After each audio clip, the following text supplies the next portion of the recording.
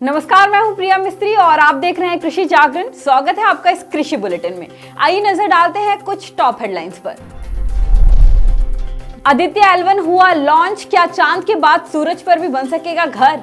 CM योगी ने गौ पालकों को दिया खास उपहार, 2 स्वदेशी गाय खरीदने पर अब मिलेंगे 80,000 रुपए। सीएम अशोक गहलोत ने लॉन्च किया मिशन 2030, हर क्षेत्र के लिए प्लान किया कुछ खास। चौधरी चरण सिंह के जन्म दिवस पर किसानों को पुरस्कार देकर किया जाएगा सम्मानित। कृषि इनपुट पर QR कोड इंप्लीमेंटेशन पर एक राष्ट्रीय सम्मेलन का हुआ आयोजन।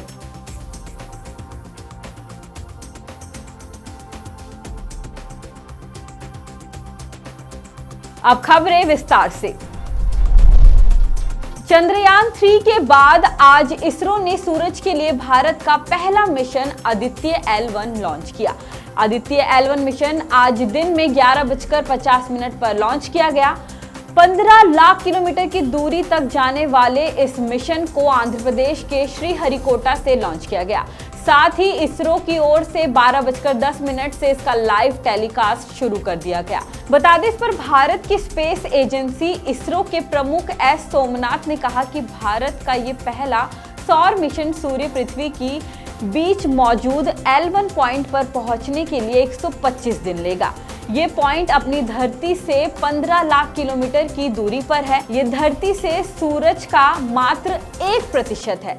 आइए समझते हैं क्यों खास है L1 पॉइंट। दरअसल किसी भी ग्रह की ऑर्बिट के चारों ओर 5 ऐसी जगह होती है जहां गुरुत्व बल और स्पेसक्राफ्ट ऑर्बिटल मोशन के इंटरैक्शन से एक स्टेबल लोकेशन बनती है जहां सैटेलाइट या स्पेसक्राफ्ट स्थिर रहते हुए काम कर सकता है। ऐसे 5 जगहों को L1, L2, L3, LA और LS कहा जाता है।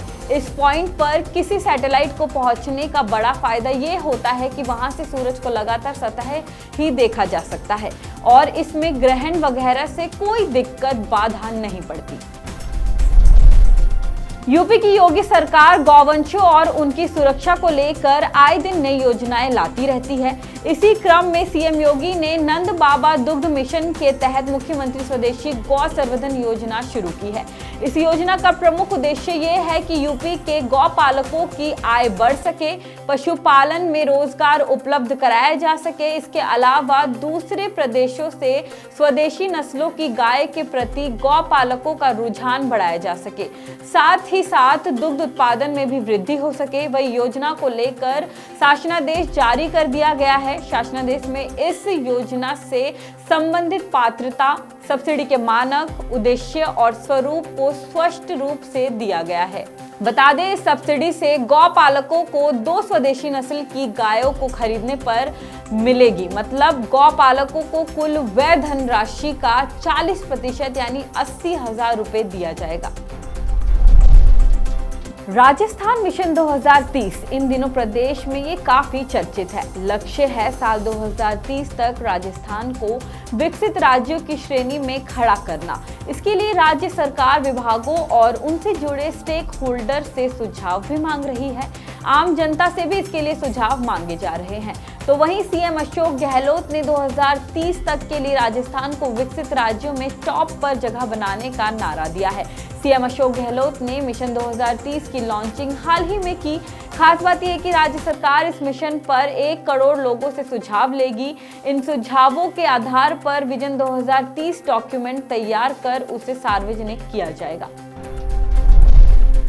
उत्तर प्रदेश के बलिया में 23 दिसंबर को चौधरी चरण सिंह के जन्म दिवस के अवसर पर किसान सम्मान दिवस के रूप में मनाए जाने को लेकर कार्य योजना प्रस्तावित हुई है।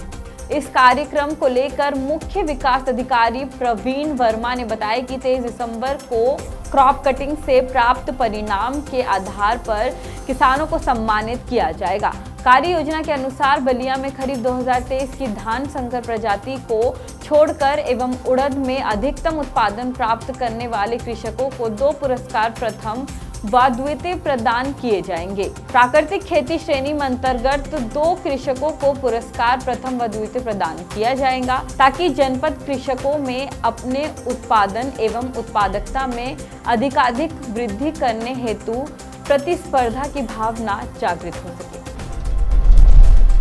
GS1 इंडिया ने 1 सितंबर 2023 को इंडिया हैबिटेट सेंटर नई दिल्ली में कृषि इनपुट पर QR कोड इम्प्लीमेंटेशन पर एक राष्ट्रीय सम्मेलन का आयोजन किया। उद्घाटन क्षेत्र में कई एमिनेंट पर्सनालिटीज ने कृषि इनपुट उद्योग में स्टैंडर्डाइजेशन को कुशल बनाने के लिए डिजिटल लिंक QR कोड के इम्प्लीमेंटेशन पर अपनी अपनी राय सामने रखी। इसके अलावा कृषि इनपुट सप्लाई चेन को बदलने के लिए QR कोड का लाभ उठाने पर एक श्वेत पत्र भी लॉन्च किया गया। इसके बाद GS1 डिजिटल लिंक पर आधारित QR कोड की सफलता की कहानियां API tracking, pharmaceutical formulation, food traceability आदि के संदर्भ में प्रस्तुत की गई। इस सम्मेलन का समापन कृषि इनपुट निर्माताओं और GS1 इंडिया एक्सपर्ट के बीच Q&A राउंड, ग्लोबल स्टैंडर्ड्स की वित्तीय सहायता योजनाओं पर एक सेशन और समाधान प्रदाताओं द्वारा एक प्रस्तुति के साथ हुआ। मेरा प्रणाम हर किसान के नाम, हर देशवासी के नाम।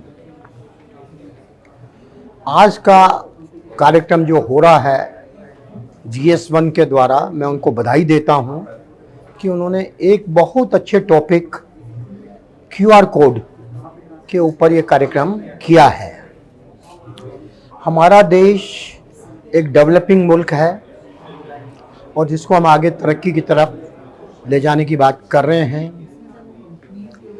आज हम इंग्लैंड को पीछे छोड़ के 5वीं विश्व की बड़ी इकॉनमी बन गए हैं और 2027 तक हमारी विश्व की 3री इकॉनमी बनने की इच्छा है।